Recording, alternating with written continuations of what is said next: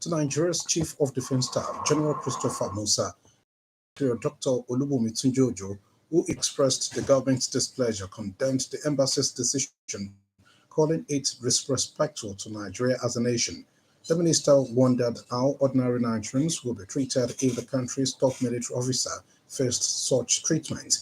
The National Security Advisor, Malam Nuhu Ribadu, had earlier condemned Canada's action. General Musa, during the maiden annual lecture of the National Association of the Institute for Security Studies on Thursday, disclosed that he and some members of his team were refused visa to attend an event in Canada honoring war veterans.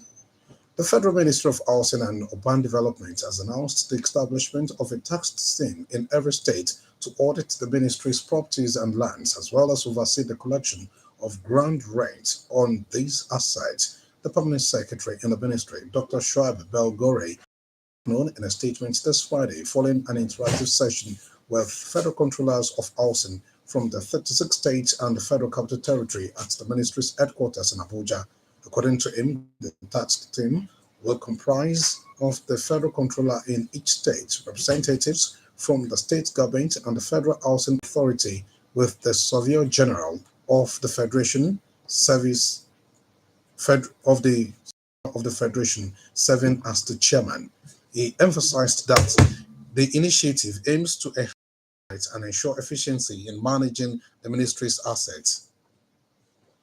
As part of efforts to ensure food security in the Southwest region, governors in the region are to establish a food inflation joint monitoring team. The governor of Lagos State and chairman of Southwest Governors Forum made this known while briefing newsmen on the outcome of the governors' meeting held in Lagos House, Ikeja, on Thursday. According to Mr. Sanwo-Olu, the monitoring team will foster inter-state collaboration and mitigate food inflation. He added that the governors' forum agreed to encourage the ongoing collaborative efforts among Southwest states, including the implementation of measures aimed at reducing economic inflation in the region. The current administration in the Gateway State will leave no stone unturned towards enhancing the socio-economic development of the state. The governor, Prince Dapo Abiodun, stated this on Thursday while playing host to the Minister of State for Industry, Trade and Investment, Senator John Eno. Made it known that the administration, as part of its developmental initiatives, has invested in the power sector to promote the state industrialization. He noted that the provision of power supply as well as road infrastructure by the government would attract more investments to the state and sustain its position as. Earlier, the minister said it was in the state on a familiarization of the various industries in the state, applauding Governor Biodun for creating an enabling environment for businesses to thrive through the provision of necessary infrastructure. Still at home, the government has responded to claims by the Ondo State government regarding the ownership of Eba Highland, where an abandoned oil well is currently under investigation.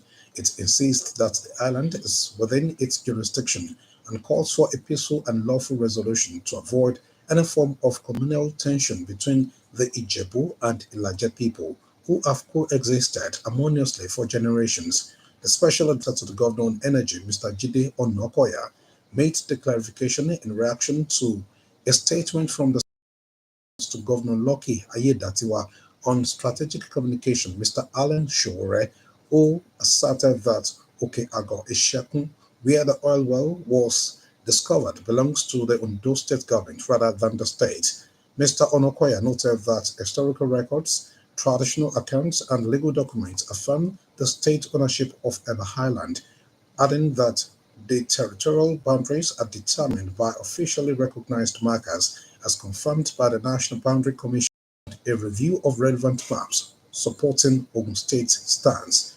According to him, Irokun has been an Ijebu settlement since the colonial era and remains part of the state as confirmed by historical boundary declarations along the Bight of Benin, with the Onirokun of Irokun being a recognized member of the Ijebu Traditional Council.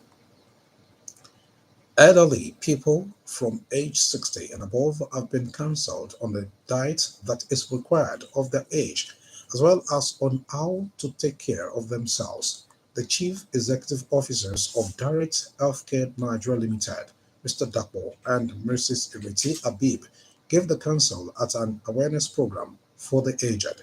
According to them, those in the age bracket should eat more of fruits and vegetables and less of solid food. The manager of Direct Healthcare Old People's Home, Mr. Ibrahim Ojulari, in an interview said the program is to give the elderly people in the community free access to medical checks such as blood pressure, sugar levels, among others, stating that the place is where the aged are being taken care of physically and mentally with accommodation, feeding, routine exercise, good diet, and physiotherapy services. Mr. Ojulari urged children to bring their aged parents to the home. The awareness program, which focused on aging well, featured free massaging, lectures on proper nutrition and importance of physiotherapy, games and music performance, among others. Direct Healthcare Old People's Home is situated at number 7, Michael and Alice Street, Kenta Housing Estate, Idiaba, Abeokuta. In a bid to give back to the society and put smiles on the faces of the less privileged in the society, the Koye Okonlawon Humanitarian Foundation this Friday distributed food palliatives to some pupils in Abeokuta. The food palliatives, including noodles and snacks, were distributed by the convener, Pastor Koyejo Okonlawon, to about 70 pupils in the nursery section at St. Peter's Anglican Primary School, Ake, and Emmanuel Anglican Primary School, KC. This is a follow-up to the distribution of gari and rice packs to pupils in the primary section of St. Peter's Anglican Primary School, Ake, and Emmanuel Anglican Primary School 1 and 2, KC, on Tuesday by Pastor Okonlawon. The convener had earlier described the distribution of the